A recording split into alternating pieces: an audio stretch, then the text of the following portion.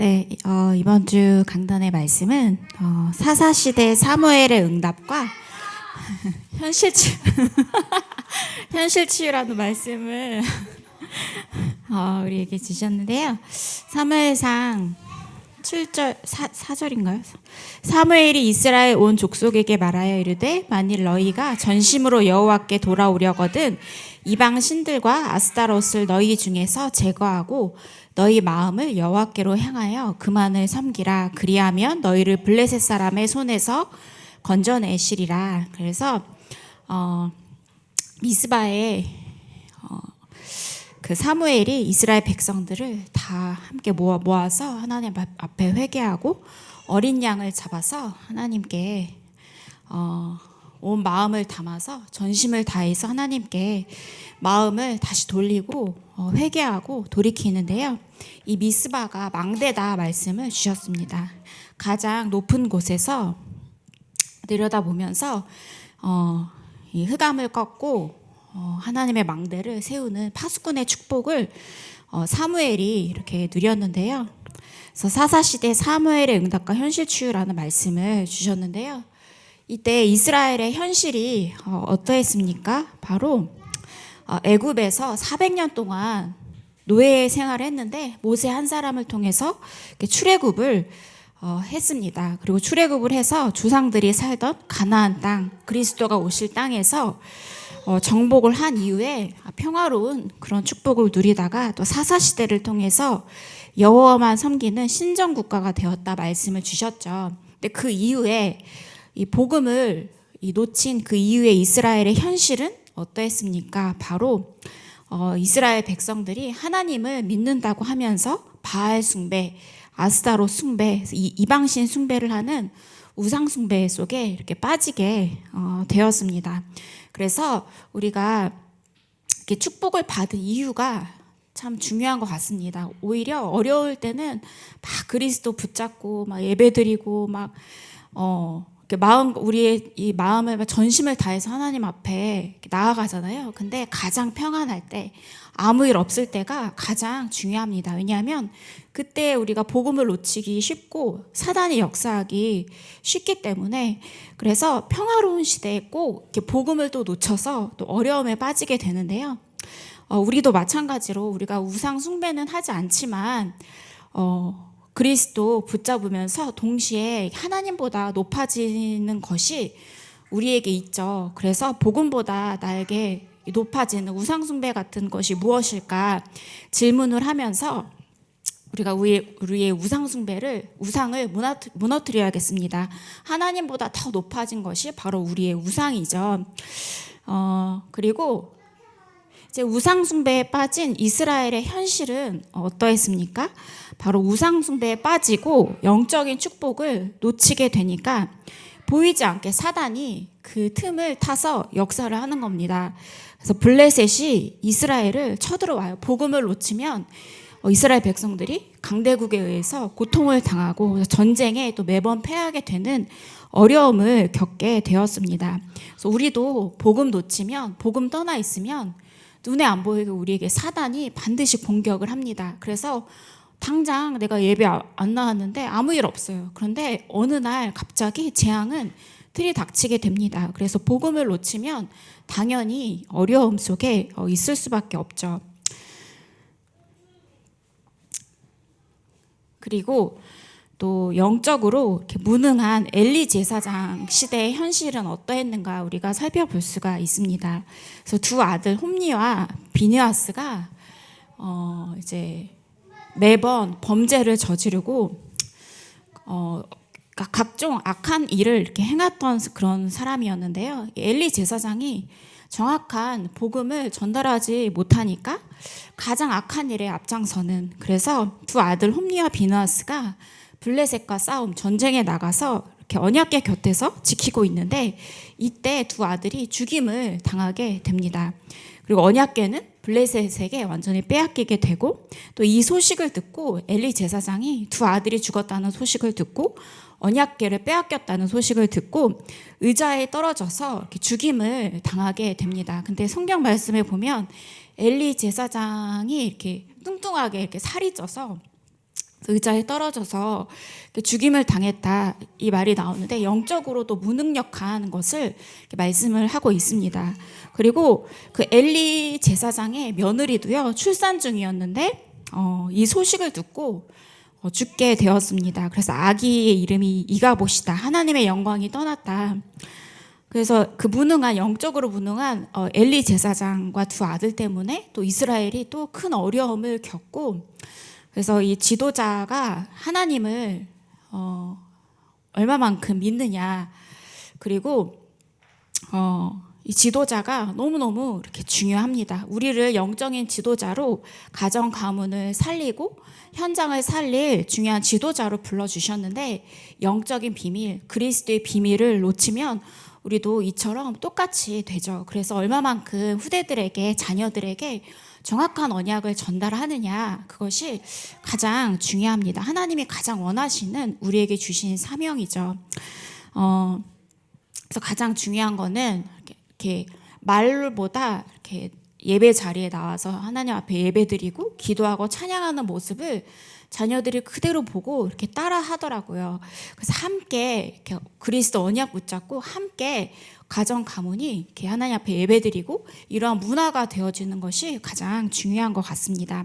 그래서 이후에 하나님께서 가장 원하시는 그 제사장이었던 사무엘 제사장의 이스라엘을 향한 현실 치유가 시작이 되는데요. 무엇으로 이 사무엘 제사장은 이스라엘 백성들의 현실을 치유를 했습니까? 바로 미스바에 다 같이 모였습니다. 또 이스라엘 백성들이 하나님 앞에 진정으로 회개를 하게 되는데요. 이 사무엘 제사장이 가장 먼저 한 일이 사무엘상 7장 9절 말씀에 젖 먹는 어린 양 하나를 가져다가 온전한 번제를 여호와께 드리고 우리가 그리스도 언약 붙잡고 피 언약 붙잡고 하나님 앞에 진정으로 회개하고 십자가에 달리신 그 보혈의 피로 우리가 우리의 죄를 하나님 앞에 고하고 진정으로 하나님이 가장 원하시는 그 예배를 드릴 때 하나님께서는 우리를 치유하십니다. 우리의 가정 가문을 치유하시고 또 돌이키사 하나님은 다시 하나님 자녀의 그 축복을 전달을 하십니다.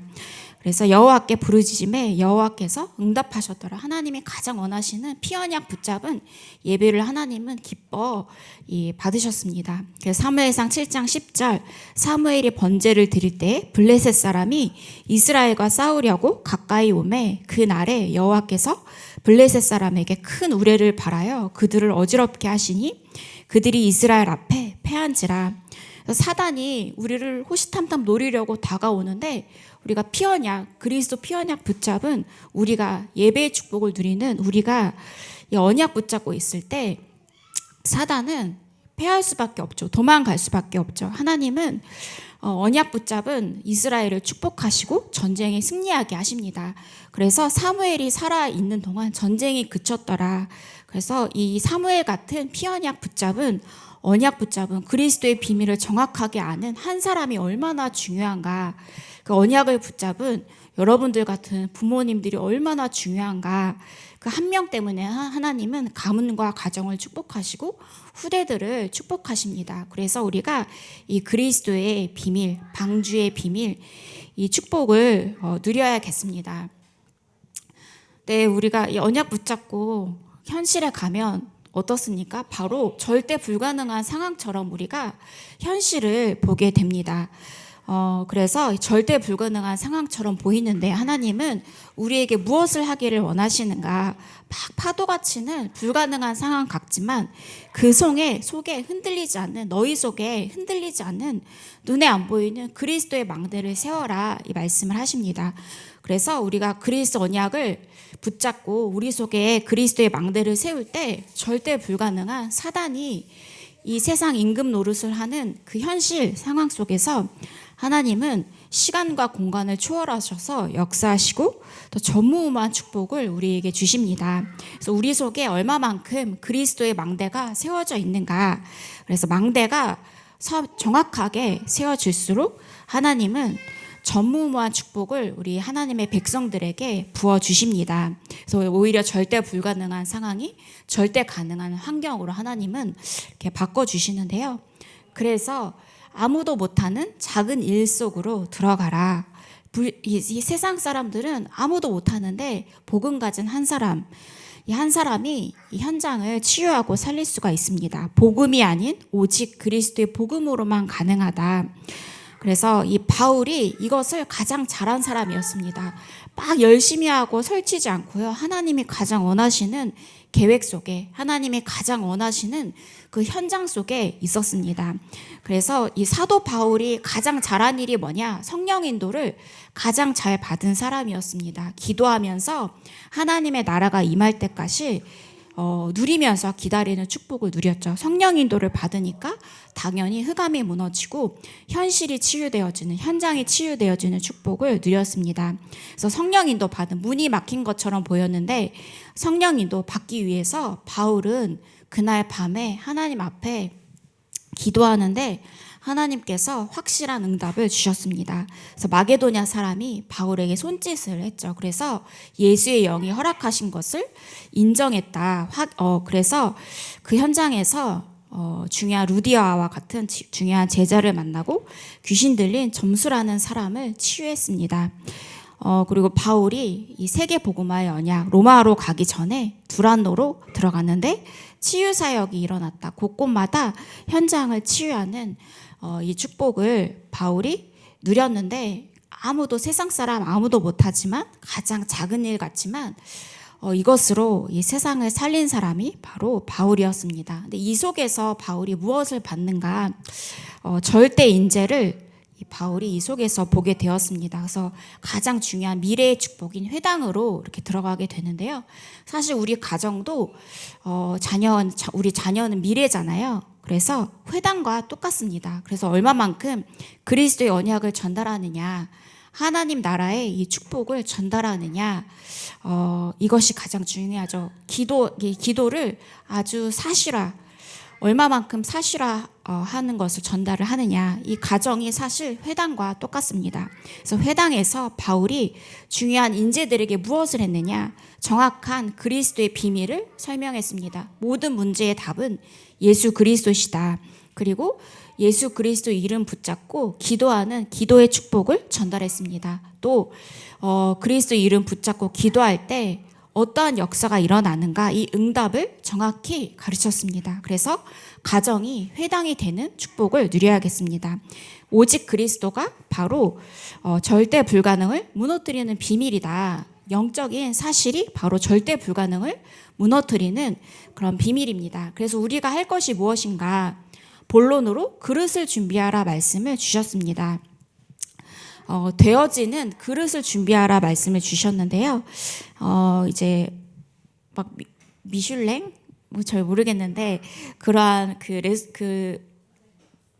그 음식점들은 사람들이 오지 말라고 해도 막 가잖아요. 줄 서서 먹잖아요. 그래서 진짜 부흥이 뭐냐? 바로 선전이나 광고도 하지만 진짜 손님이 계속 오도록 만드는 것이다. 그래서 우리도 이러한 축복을, 플랫폼 파수망대 안테나의 축복을 누려야겠습니다. 그리스도의 빛을 보고 우리에게 오는 축복을 누려야겠는데요. 가장 먼저 그릇 준비 첫 번째가 무엇이냐? 바로 묵상시대의 파수꾼이 되라. 이 묵상시대에 이 말씀을 주셨는데요. 묵상을 통해서 깊은 하나님의 축복과 그리스도의 비밀을 누릴 수가 있습니다. 그래서 강단 말씀 묵상할 때요, 하나님은 반드시 그 속에서 답을 주십니다. 그래서 조금만 묵상, 이 말씀 가지고 깊게 집중해도요, 우리의 영이 살아나고 환경이 살아나는데요. 묵상 시대의 파수꾼이 되라. 이것이 바로 그릇 준비하는 방법이다. 그런데 이 속에 우리가 매일의 망대를 세워야겠습니다. 그것이 바로 삼집중이다. 그래서 아침에는 완전히 회복하는, 아침에 눈 뜨면 우리가 이렇게 찌뿌둥하고 힘들잖아요. 그런데 가장 행복한 축복을 누려라. 또 이 아침에 가장 큰 힘을 누려라. 그래야 건강도 회복이 된다 말씀을 주셨습니다. 낮에는 많은 사람을 만나고 많은 사건을 이렇게 마주하게 되는데 확인하라. 강단의 말씀을 확인하라. 어떻게 하나님께서 나를 통해 말씀을 성취하시는지 확인하라. 이 말씀을 주셨습니다. 그래서 매 순간순간마다 우리는 복음을 생각하고 확인을 하는 것입니다. 밤에는 반드시 낮에 일어났던 사건, 여러 가지 일들을 말씀 속에서 답을 찾아라, 기도 속에서 해답을 찾아라 말씀을 주셨죠. 그래서 이것을 하기만 하고 있는데 3세팅, 많은 사람들이 다가오는, 응답이 찾아오는 축복을 누린다. 우리는 가만히 있는데 하나님이 다 만들어 놓으시는 플랫폼이 세워지게 된다. 그래서 우리가 묵상시대에 파수꾼의 축복을 누려야겠습니다. 그래서 매 시간마다 언약의 여정을 누려라. 그래서 우리가 시간을 쫓아가는 것이 아니라 이 시간 속에 24 우리가 그리스도의 비밀을 담는 것입니다. 그래서 매 시에 그 여정, 그래서 이 생활 24 기도 속에서 사람을 만나라. 그래서 그냥 사람을 만나면 우리가 순간순간 상처받기 쉽고 오해하기 쉽고 염려하기 쉽잖아요. 근데 기도 속에서 사람을 만나면 중요한 이 복음의 답을 찾게 됩니다. 그리고 하나님의 말씀이 성취되는 것을 매 시마다 확인해라. 기도의 비밀을 누리는 것을 확인하라. 그래서 힘과 건강 회복되는 것을 확인하라. 그러니까 그리고 류 목사님께서 이게 류 목사님 시간표인데요. 말씀 성취된 것 매 시마다 확인하고 기도의 비밀 누리는 것을 매 시간 확인하고 또 시간마다 힘과 건강을 회복하는 확인을 하신다고 합니다. 잠깐 중간에 식사하는데 식사하면서도 계속 이 복음을 생각하고 메시지를 준비하시면서 정말 많은 깊은 기도 속에 들어가시고 또 중간중간 매 시마다 운동 이렇게 스쿼트 하시고 푸시업 500개를 어떻게 벽에 대고 하는 게 이해되나요? 그래서 사이사이에 모든 것을 힘을 얻고 회복하는 축복을 누리는데요. 그리고 매시, 매사, 이정표, 상백 %의 축복을 누리라고 말씀하셨습니다. 그래서 매사의 이정표가 뭐냐? 세계화, 전문화, 복음화. 그래서 가장 먼저 우리는 이정표 300%의 축복을 누리는 것은 복음화입니다. 얼마만큼 내가 복음화로 100% 각인되어 있는가. 이 속에서 하나님은 요셉처럼 세계화의 축복을 주시고 전문화의 언약을 주십니다. 그래서 복음화 속에 모든 축복이 다 나오는 것이죠. 이 속에서 24, 25 영혼의 축복을 누리게 됩니다. 그리고 본론 두 번째로 그릇을 준비하는 방법이 무엇이냐? 바로 금토일 시대 삼지대를 회복하는 것이다. 원래 황금어장이었는데 우리가 들어가지 않으면, 기도하지 않으면 사각지대로 바뀌고 재앙지대로 바뀐다 말씀을 하셨습니다. 그래서 우리가 엘리 제사장 때 처음에는 황금어장이었는데 복음을 놓쳐서 나라가, 백성들이 사각지대, 재앙지대 속으로 빠졌죠. 그래서 빨리 이 금토일 시대 삼지대의 축복을 누려라. 그래서 상처는 우리가 상처 가진 거를 교회에서 참 말하기 쉽지 않잖아요. 그래서 우리가 우리의 상처를 누구에게 가지고 가느냐? 하나님께 가지고 나가는 것입니다. 그리고 문화 자체가 우리가 과거에 우상숭배 속에서 살다 보니까 흑암 문화 속에 살게 되어서 집 자체가 흑암 속에 빠져 있고 태어나 보니까 원하지 않았는데 무속인 가정에서 태어나고 질병 속에 빠지고 또 우리가 능력이 없어서 무능 속에 살아가고 있고 또 나를 과소평가한다. 나를 너무 과소평가하면 우울증에 이렇게 빠지게 되고 나를 너무 과대평가하면 조울증에 빠지게 된다 말씀을 하셨어요. 또 각종 조현병, 강박증, 공황증으로 많은 사람이 어려움을 겪는 사각지대, 재앙지대에 빠져 있습니다. 그래서 답이 뭐냐? 금토일 시대의 답은 근원을 회복하는 것입니다. 우리의 근원을 회복하는 것은 창세기 3장 15절 그리스도 언약을 다시 붙잡고 회복하는 것입니다. 오직 그리스도 붙잡을 때 재앙지대가 황금어장으로 바뀌게 됩니다. 우리의 마음밭도 마찬가지죠. 그래서 각인된 것이 오직 그리스도로 바뀌고 재창조의 축복을 이때 누리게 됩니다. 우리는 사각지대, 재앙지대였던 우리의 마음이 그리스도로 황금어장으로 바뀌는 새로운 피조물이 되는 축복을 우리가 누려야겠습니다. 이것이 바로 그릇 준비다 말씀을 주셨고요. 본론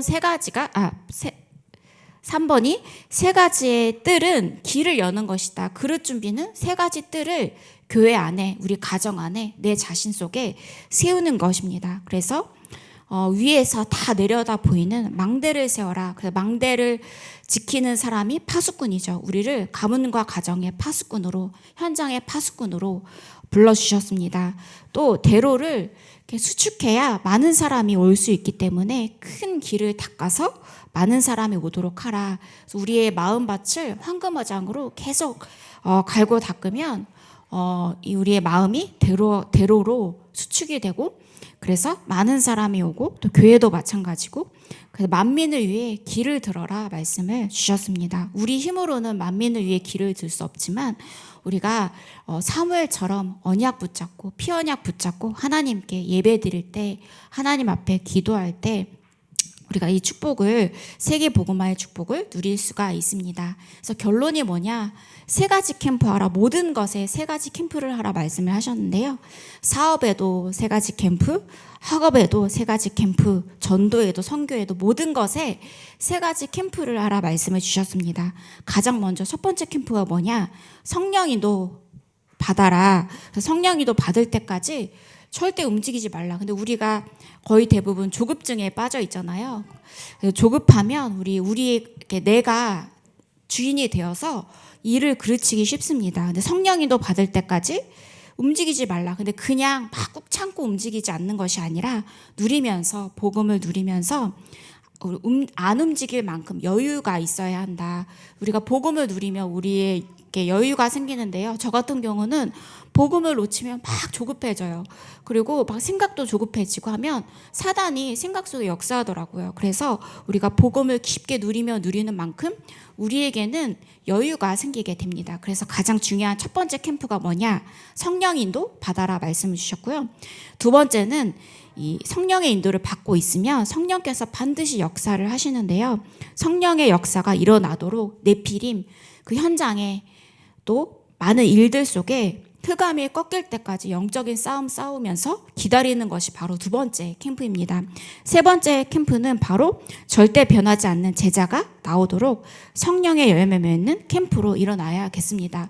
우리의 가정, 가문도 세 가지 캠프의 이 축복 속에 있어야겠습니다. 성령인도 받는 가문 가정, 성령의 역사가 일어나는 가문 가정, 성령의 열매, 후대가 이 사무엘처럼 세워지는 이 성령의 열매 속에 있는 캠프, 이 세 가지 캠프가 가문과 가정에도 일어나시기를 기도하겠습니다. 그래서 사무엘 한 명 때문에 전쟁이 그치고 나라가 회복되고 모든 것이 다 회복이 되었죠. 그래서 사무엘과 같은 후대를 세우는 귀한 가문과 가정이 되시기를 기도하겠습니다. 하나님 아버지, 감사를 드립니다. 우리를 시대 살릴, 또 나라와 가정 가문을 살릴 한 사람으로, 파수꾼으로 불러주심에 감사를 드립니다. 그리스도 놓치지 않게 하여 주시옵소서. 날마다 예배 드리는 예배자의 축복을 누리게 하여 주시옵소서. 그리스도 언약 붙잡고 후대를 위해서 기도하고 교회를 위해서 기도하고 가문과 가정이 하나님 앞에 바로 서는 명문가의 이 축복을 누리도록, 기도로 영적 파수꾼의 축복을 누리는 우리 태영아 부모님들 되게 하여 주시옵소서. 또 가문과 가정의 후대를 빼앗아 가기 위해서 이 사단은 계속해서 역사하지만 예수 그리스도 이름의 권세를 날마다 사용하여서 그리스도 이름으로 날마다 승리하는 우리 태영아 부모님들 되게 하여 주시옵소서. 그래서 우리의 현장에서 하나님 앞에 그릇을 준비하는 귀한 우리 전도 제자들이 되어지게 하여 주시옵소서. 권세 있는 주 예수 그리스도 이름으로 기도합니다. 아멘.